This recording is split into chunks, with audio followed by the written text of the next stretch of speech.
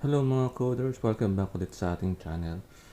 Ngayong araw, ituturo ko naman sa inyo is about Java. So itong Java na to, isa to sa mga pinakasikat na programming language na ginagamit ngayon sa IT industry.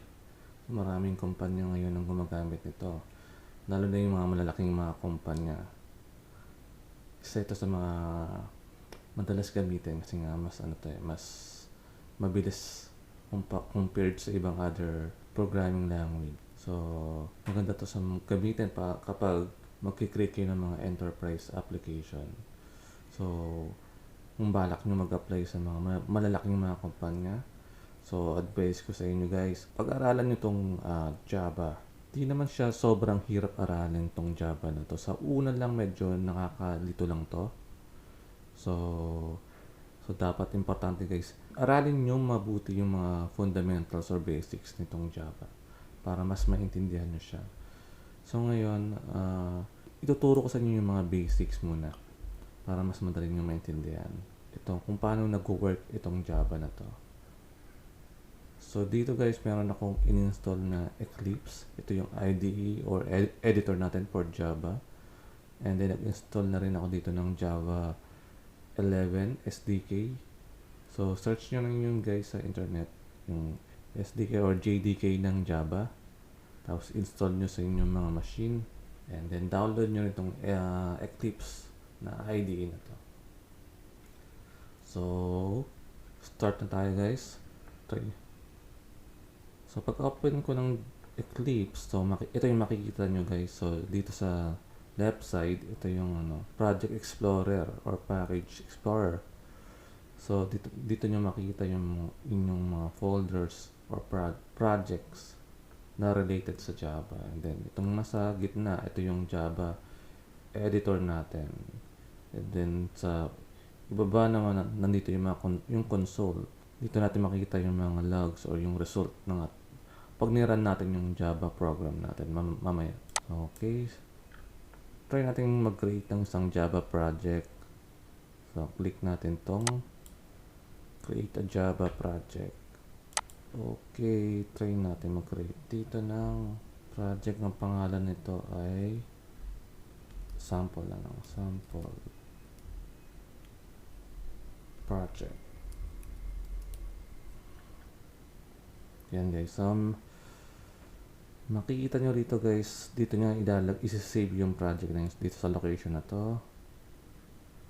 Sa default location na yan. Tapos sa ibaba na makapansin nyo yung JRE. Yan. Ang ibig sabihin yan guys ay Java Runtime Environment. Ibig sabihin mamaya, pag na-create natin yung Java program natin, dito niya i-execute or i-run yung program na yun dito sa Java Runtime Environment. Tapos dapat dito nakaselect yan kung anong version ng Java na naka-install sa inyong mga computer. So yan. So pinili ko rito itong Java 11. And then click next at click finish. Click nyo lang tong don't create. Yan guys, meron na tayong Java project. So sa loob niya, so mapansin nyo merong JRE system library. So pag inopen nyo yan, maraming laman yan. Ang naman yan yung mga jars na gamit ng Java 11. So yan. So mayroon pa kayo makikita ritong SRC or source folder. So yan. Diyan tayo mag-create ng ating mga Java programs sa loob ng source na yan.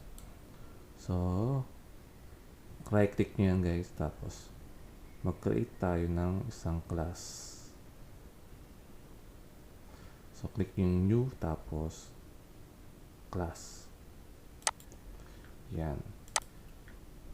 So mag-type tayo dito ng class na dog. Yan.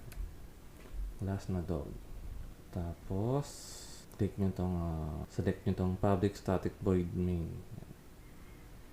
Mamaya explain ko sa inyo para saan yan. And then click nyo yung finish. Okay. Yan. Meron na tayo ditong class na dog. Yan. Pangalan niya. Pangalan ng class natin ay dog. Yan. So, explain ko sa inyo to guys, tong structure na to. So, yung class, yan yung blueprint ng ating program. So, dyan, parang blueprint ng bahay din. So, dyan nakabase yung mga gagawin nating mga objects based dun sa class na to. So, mamaya, try natin mag-create ng object gamit tong class na to. So, yung object naman, yan yung mga madalas nyo maririnig sa Java. Yung mga object, class, yan. So, dapat na masanay na kayo dyan. So, explain ko muna to.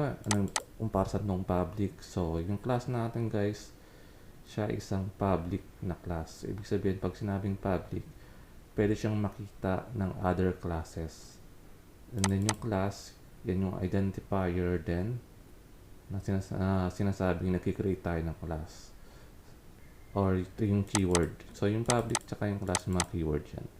Itong dog, ito yung identifier. So, kahit anong pangalan yan. Pwede kayo mag-set ng kahit anong pangalan sa inyong class. Kayong bahalang mag-decide kung anong gusto nyo ipangalan dyan. Pero itong public tsaka class, di nyo pwedeng baguhin yan. Okay, sa loob nitong class, meron siyang na-create tayo dito ng isang method. Ang pangalan ng method na yun ay main. Yan, main. So, ito yung magiging entry point natin para ma-execute yung buong program. So, kapag nirun nyo yung program nyo, ito agad yung unang hahanapin ng JRE. Ito, hahanapin niya kung nasaan itong main na to, itong main method nyo. Yan ang kanyang unang iraran. So, meron siyang keyword dito na public, saka static, and yung static, ibig sabihin yan guys, itong method na to, hindi siya belong sa instance ng dog na to. So, yan, isa pa yung instance na yan. So, yan yung mga madalis nyo maririnig.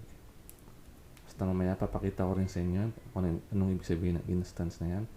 And then, tong void na keyword na to, sabihin walang nire-return itong method na to. Kaya siya tinawag na void. And then, sa loob ng main na method, meron siyang mga parameters na string.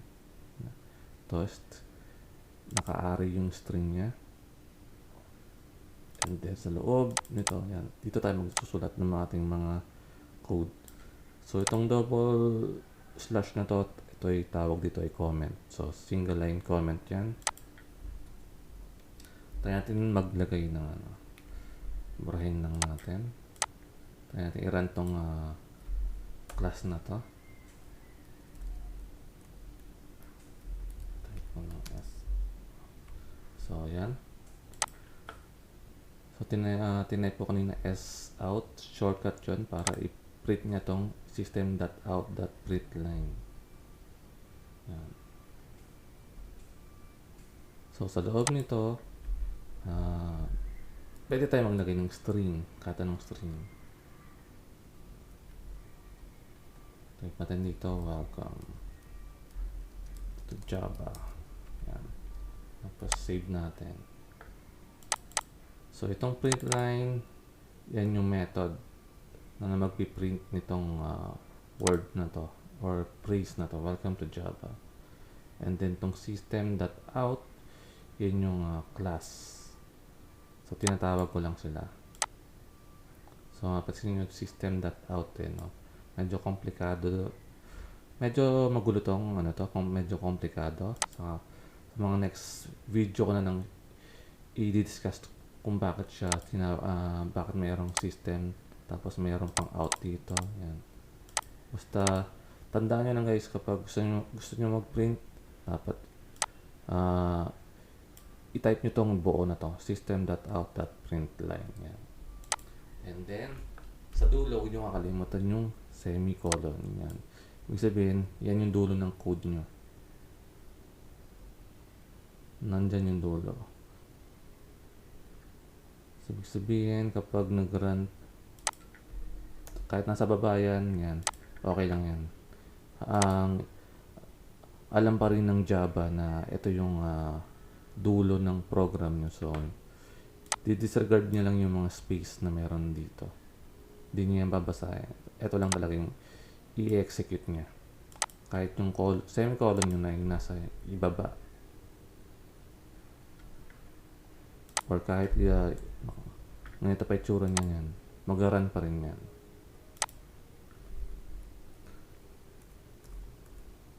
Okay, balik lang natin para maganda tingnan. Save natin to guys. Tapos, pag i-run nyo to guys, so click nyo lang tong mayroong play button dito. Yan. Click nyo yan, tapos run as Java application. Piliin nyo to. Yan. Yun. So yan, nakita nyo. Nag-run siya. Dinisplay niya itong welcome to Java. Yan. Try natin mag-create naman dito ng mga variables. So, sa loob ng ating method na main, mag-create tayo rito ng isang variable na integer. Yung kanyang data type. So, pangalan niya ix na lang. So, meron siyang value na 1. Tapos, lagyan nyo ng semicolon. So, ito tawag dito guys. Nagde-declare tayo ng variable dito. Yung int, yan yung kanyang data type. So, ibig sabihin, puro numbers lang yan. Ang pwedeng maging laman itong x na to.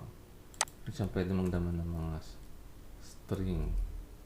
Mag-error yan. So, mapasin nyo sabi niya rito, type mismatch cannot convert from string to int. Kasi nga, ang ina-expect niya ay numbers lang. Yan. So, yan. Gawin natin x is equals to 11. Tapos, huwag nyo kakalimutan laging mayroong semicolon dapat sa dulo kung nagde-declare kayo ng variable. Ang tawag dito guys ay local variables kasi nga tinawag siyang local kasi nasa loob siya ng method. Itong method na to. So, mapapansin nyo, bawat method mayroong pares ng curly brace yan. Meron dito. Yan. So, yan. Tawag dyan na block.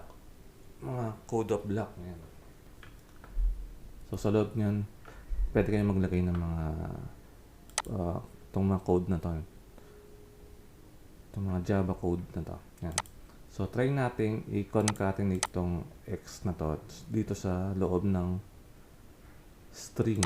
So, ito yung string guys, yung welcome to Java. Kasi nasa loob siya ng double quote eh. Double quote.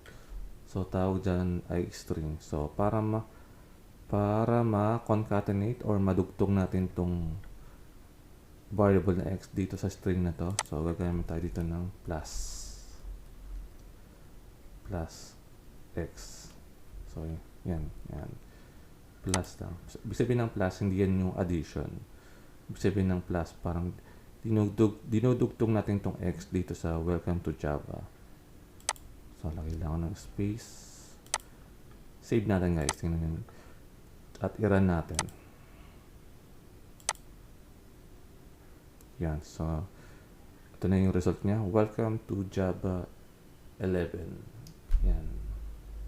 Pwede rin kayo mag-declare guys ng variable dito sa loob ng sa labas ng mga method. Tawag dyan mga fields. Kunyari, lipat natin tong okay, meron tayo dito int na y. Tapos, ang kaibahan nyo lang dito guys, pwedeng kapag yung variable nasa labas ng method, so ibig sabihin dito, nasa loob lang siya ng class. Ang tawag dyan ay class variable. So dito, pwedeng hindi nyo lagyan ng default value. Kasi automatic magkakaroon nga ng default value, lalo na itong mga pag int yung data type niya. So, ang default value niyan ay 0. So, check natin guys kung 0 nga. Palitan natin itong itong x na to at i-print natin.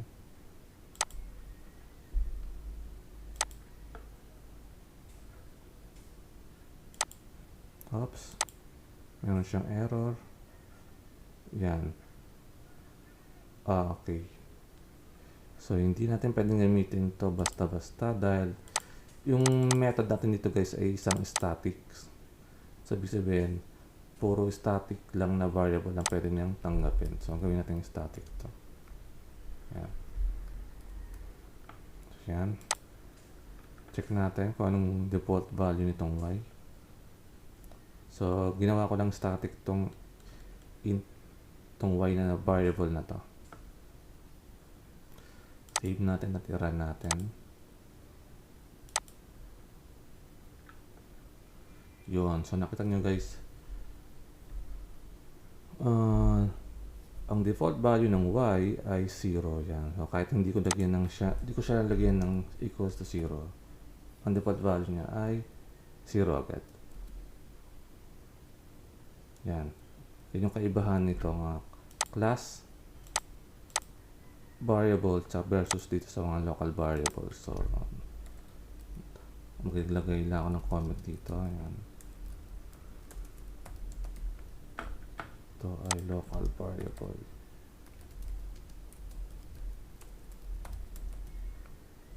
Yan.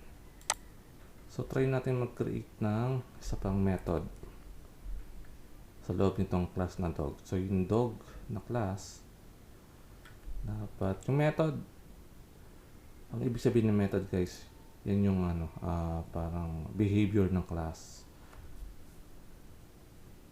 So, yan yung mga pwedeng gawin ng class. So, yung dog, mga ginagawa ng dog. Ayan. Siya ay tumatahol, diba? So, nagbabark.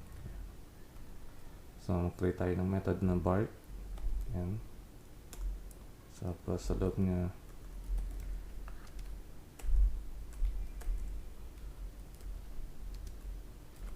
siya ay tumatahol. Aw, aw, aw.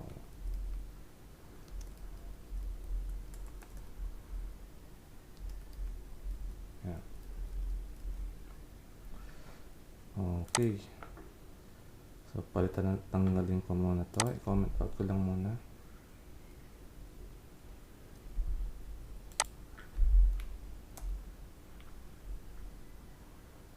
Or tanggalin na natin. Okay.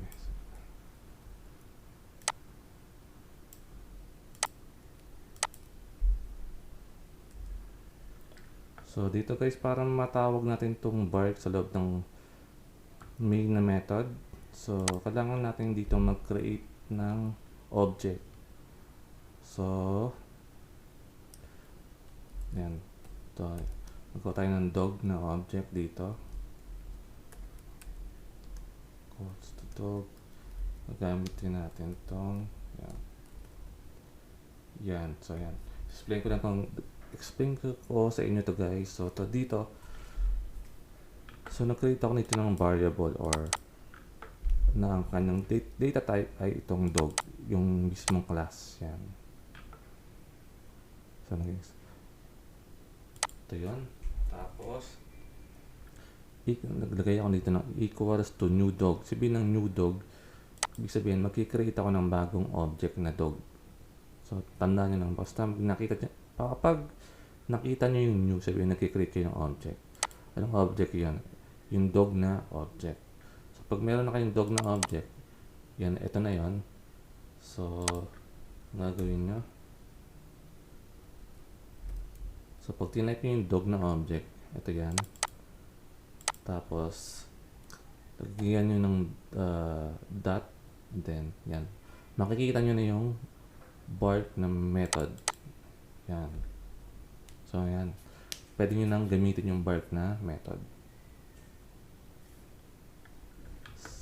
Save natin to at i-run natin to guys. Yan. Run as Java application. So yan, nakita nyo, nag-execute yung main na method, tapos sa loob ng main na method, nag-create siya ng object na dog.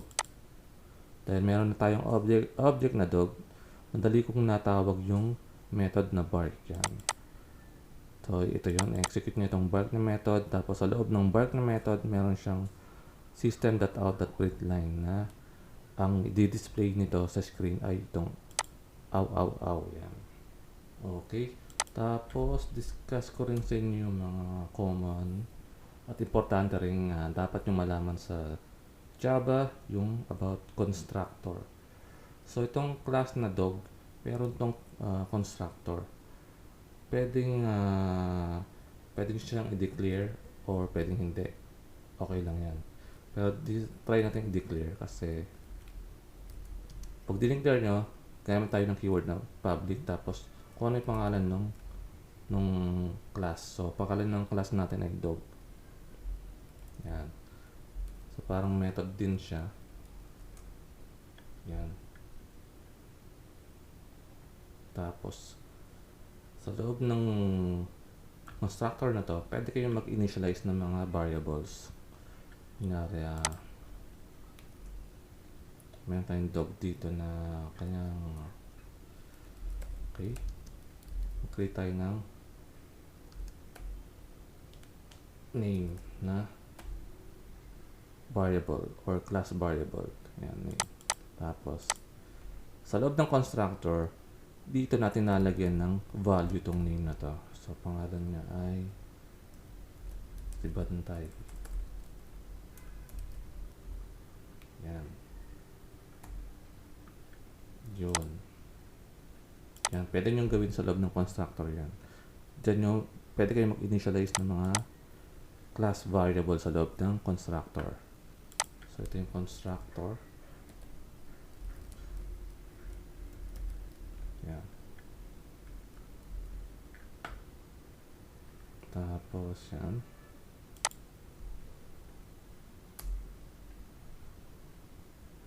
Okay.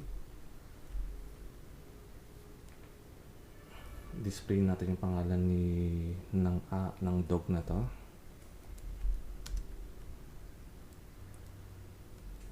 So, okay. Ang name niya ay yan. Dog.name. Yan. So, dito guys, tinawag ko yung variable na name gamit tong object na dog. Yan. Save natin at i-run.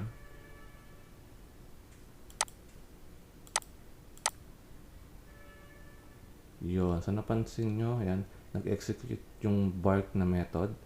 Tapos, nag-print out itong name na to. Name, tapos yung kung ano yung pangalan ng aso natin dito. So, ang pangalan niya ay Sibantay.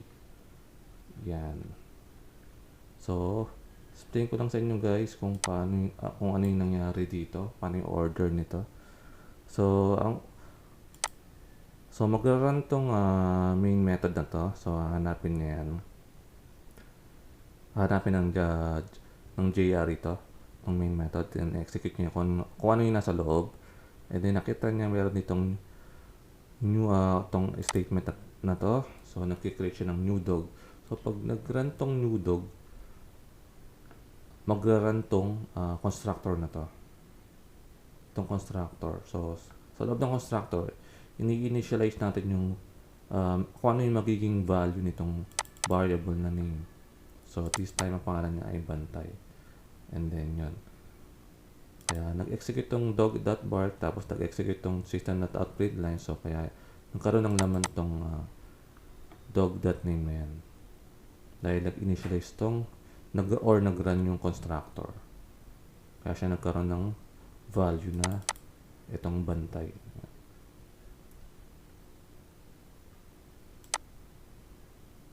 Yan guys. Basta tandaan nyo guys yung constructor yan. Pwede nyo siyang hindi i-declare kasi automatic magkakaroon naman yan. Pwede rin naman i-declare nyo. Tapos sa loob niya, dyan kayo mag-initialize ng mga variables. So guys, ito nga palang dog na to, tawag dito ay reference type.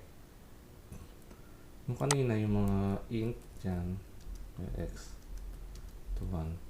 So, dahil yung int na to, tawag dyan ay mga primitive data type. Yan. So, yung mga, kaya tawag sa kanila mga primitive. So, may mga primitive tapos mayroong reference type. Itong x na to, primitive type siya. Itong dog na to, reference type siya. Yan. So, maraming nalilito sa yan, sa part na yan. So primitive type yan. Primitive type itong mga int na yan. Yung mga int, marami pa yan. May int, may long, may short, may double, may boolean, yan. Ito man. Pag ganitong declaration, tawag dyan, reference type. Yan, may reference.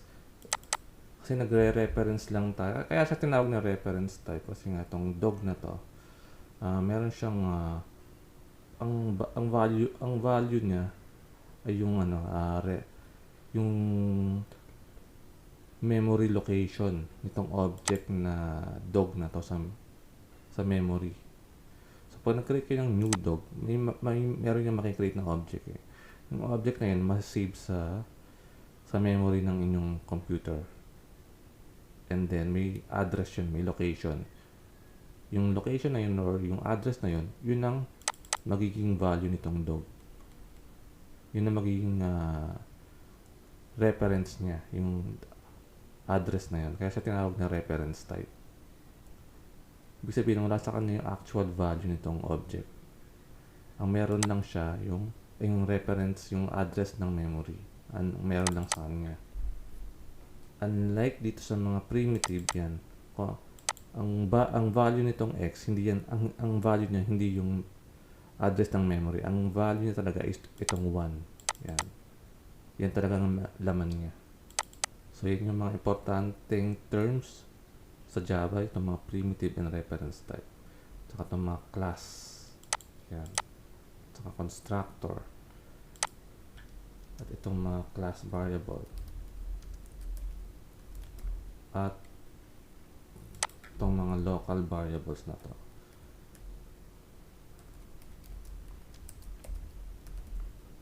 Yan. So, itong x saka dog, local variables yan.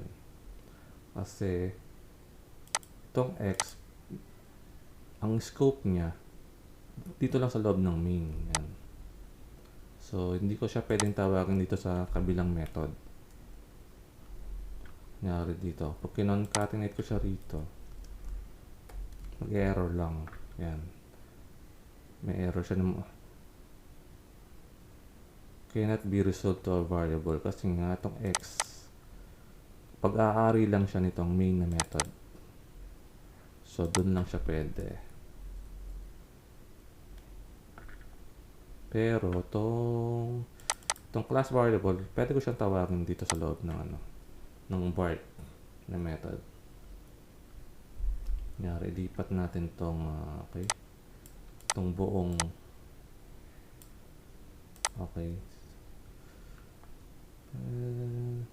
hindi. Lagyan na lang dito.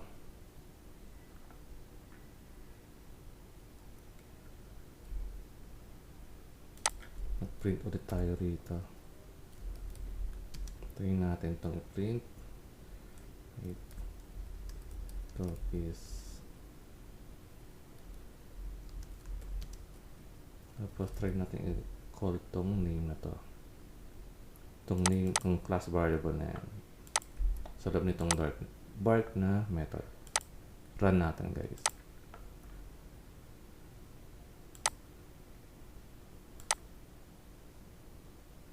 Yun. So nakita nyo, nung nag-run tong bark na method, so print nyo yung aw, tapos print nyo rin yung my dog is, then yung name na bantay.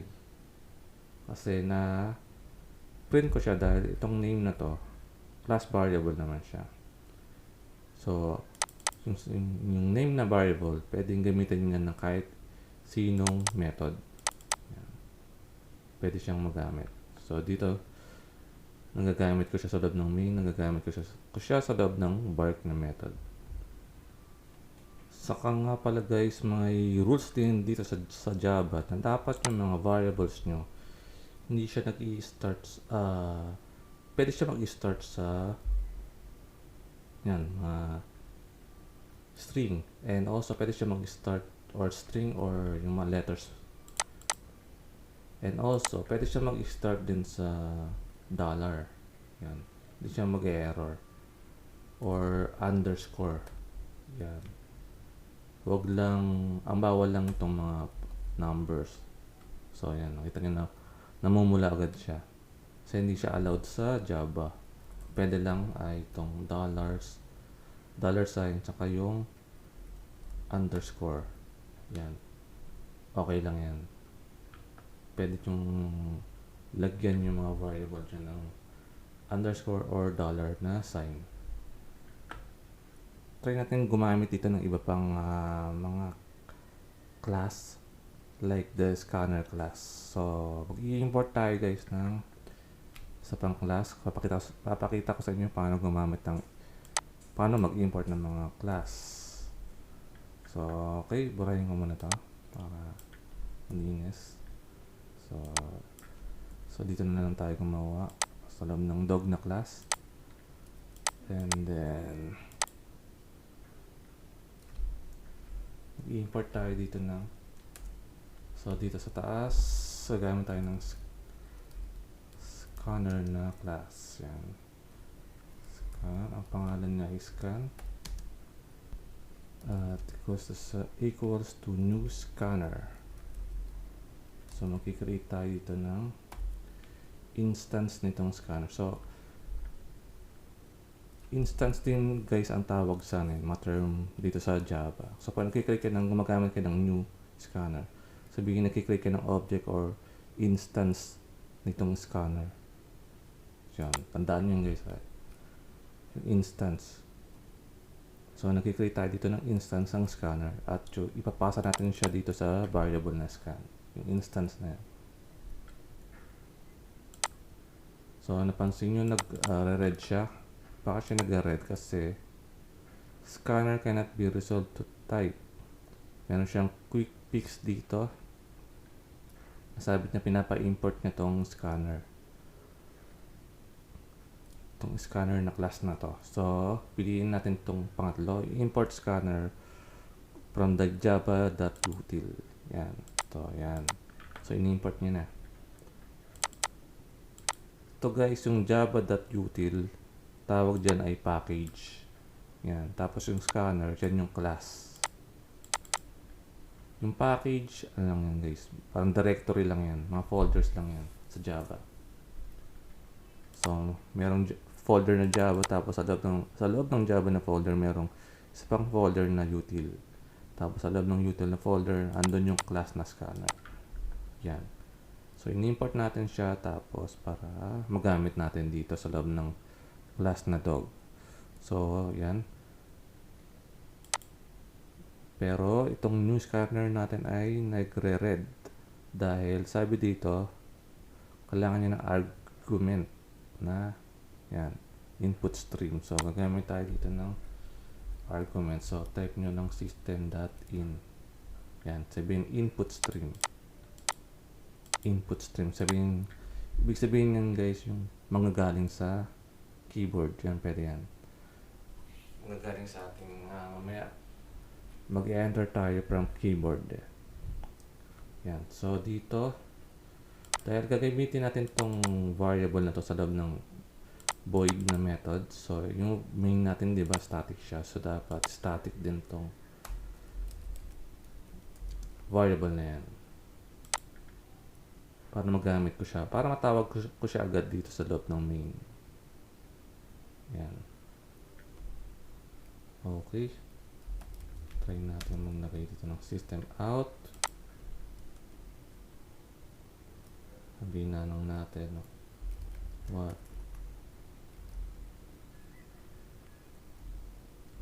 is your dog's age. Yan.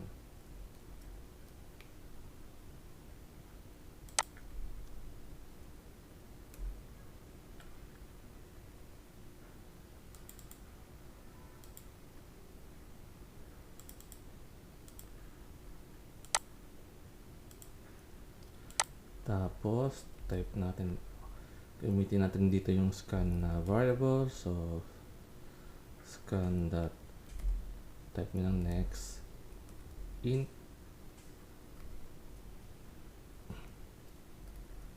yung next int na yan, yan. Tapos, ipasa natin tong value na makukuha natin dito sa, pag nag-run itong scan dot next int, may makukuha siyang value from galing sa keyboard natin yan.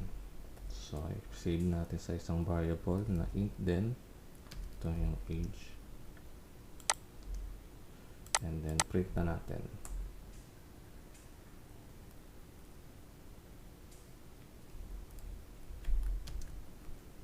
Yan.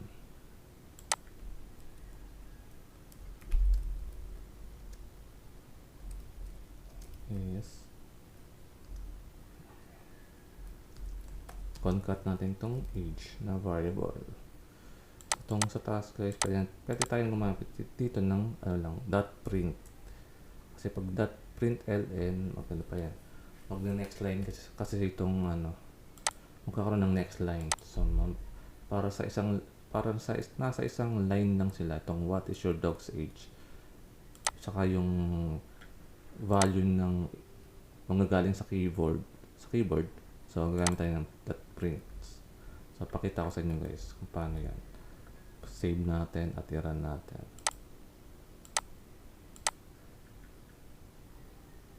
So nakita nyo dito guys yan. So nag-run agad tong system.outprint what is your dog's age. So yan. So nakita nyo yung cursor nandito agad after ng age saka yung colon. Sabihin nasa isang line lang sila. Para mangyari yun dapat ang gumamit lang kayo nitong dot print lang. Huwag yung dot print ln. Kasi pag dot print ln, itong cursor mapupunta sa next line. Nasa ibaba na. So type natin 1. Yan. 1 is 1 year old pa lang siya. Tapos click nyo enter. Yan. So yan. So binasat nyo yung nanggaling sa keyboard, di ba? So nag-type ako ng 1. Tapos pinasa niya dito sa variable na age. Tapos dinisplay na niya. Yan. Tapos dinisplay niya itong my dog age is. Yan. Pati yung age na in-enter natin. Yan yung gamit itong scanner na object. Yan. So pwede kayong pwede nyo kunin yung input galing sa user from the keyboard. So yan. Yun yung kagandahan nitong scanner na class na to. So marami pa yan, marami pang class sa Java na pwede nyong gamitin. So isang example lang tong scanner na to. Okay guys, yan lang muna ang ating topic for today. So abangan nyo yung mga next tutorial ko about Java. So marami pa to. So sana na medyo naintindihan nyo tong Java. Alam kong medyo mahirap intindihin to. Isa to sa mga pinakamahirap na Java na programming language. At sana medyo naliwanagan kayo kung paano gamitin itong Java. So umpisa lang yun guys. Basta practicein nyo itong mga tinuro ko sa inyo. Mas nalo nyo nang itong maintindihan kapag ginagawa nyo na eh. Kapag pinanood nyo lang to, medyo maguguluhan pa rin kayo eh. Mas maganda yung tinatry nyo. Alright guys, thank you sa inyong panonood. At kung bago po kayo sa aking channel, maraming salamat sa inyong panonood. Iniimbitahan ko po kayong mag-subscribe at i-click yung notification bell para ma-update ko po kayo kapag may mga bago po akong mga tutorial. At kung nagustuhan nyo po itong tutorial ko about Java, pakiclick na rin po yung like na button. And then, Mag-comment na rin kayo sa baba kung ano pa yung mga next na topic na gusto nyong malaman about Java. Alright, maraming salamat po sa inyo. Makita-kita ulit po tayo sa mga next tutorial vlog na aking gagawin.